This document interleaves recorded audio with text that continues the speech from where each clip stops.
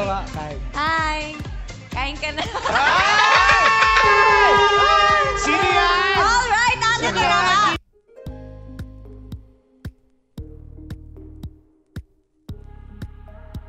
Tila may pagbati si Chinita Princess Kim Chiu sa It's Showtime sa kanyang on-screen partner na si Paolo Abilino.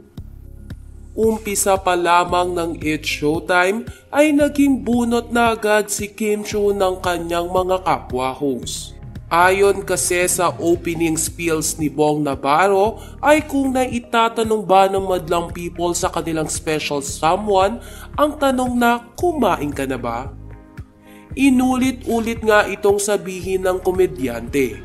Napansin naman ito ni Kim dahilan para ipasa ni Bong sa aktres ang naturang spills. Ayon kay Bong Navarro, ikaw nga sabihin mo yun.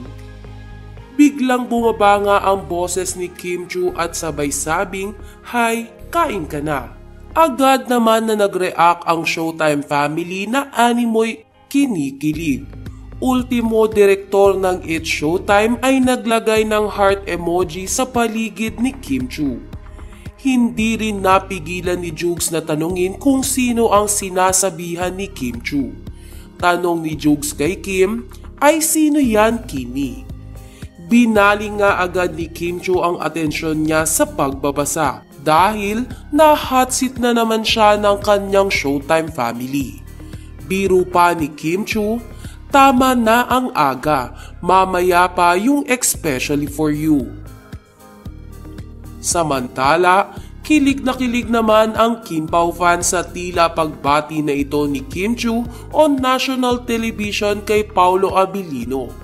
Anila ay paniguradong si Paolo Abilino ang tinatanong nito na kumain na.